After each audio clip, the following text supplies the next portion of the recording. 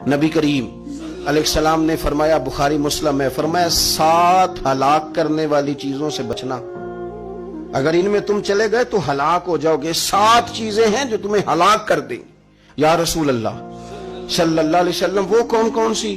تو حضور نے فرمایا اللہ کے ساتھ شریک نہ کرنا، ہلاک ہو جاؤ گے۔ دوسرا نبی پاک صلی اللہ علیہ وسلم نے فرمایا جادو نہ کرنا، ہلاک ہو جاؤ گے، ہلاک۔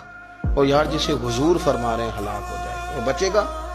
نبی پاک صلی اللہ علیہ وسلم نے تیسرے نمبر پر فرمایا جس شخص کے قتل کرنے کو اللہ نے حرام قرار دیا ہے اسے قتل نہ کرنا، ہلاک ہو جاؤ گے۔ چوتھے نمبر پر رسول پاک علیہ السلام نے فرمایا سود نہ کبھی بھی کھانا، ہلاک ہو جاؤ گے، ہلاک۔ بڑی بڑی دلیلیں دی بینک والوں نے، بڑا سمجھایا تو حاجی صاحب مان گئے، محترم مان گئے، کہنے لگے نہیں جی نہیں، وہ کاروبار میں لگاتے ہیں۔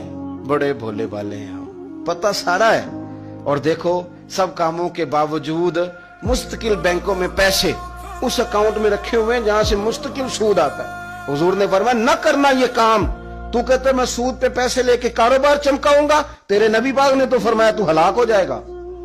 تو کہتا میں میل لگاؤں گا، حضور نے تو فرمایا ہلاکت ہے۔ تو کہتا میں بڑا کچھ کر جاؤں گا تو ہلاکت ہے۔ اچھی طرح سمجھ لیں، اصل مال بھی ضائع ہو جاتا ہے اس بندے کا جو سود کا مال ملا لیتا ہے، اصل برکت بھی اڑ جاتی۔ اور میرے نبی پاک صلی اللہ علیہ وسلم نے 5ویں نمبر پہ فرمایا یتیم کا مال نہ کھانا، ہلاک ہو جاؤ گے۔ اور پھر 6 نمبر پر نبی پاک علیہ السلام نے فرمایا کفر سے جہاد ہو رہا ہو تو کبھی پیٹ پھیر کے بھاگنا نہ، ہلاک ہو جاؤ گے۔ اور 7ویں نمبر پر اللہ کے رسول نے فرمایا بے قصور اور بے گناہ عورت پر تہمت نہ لگانا، بلا وجہ بہو کے کھاتے نہ کچھ ڈال دینا۔ یہ 7 وہ چیزیں ہیں جو ہلاک کر دیں گے۔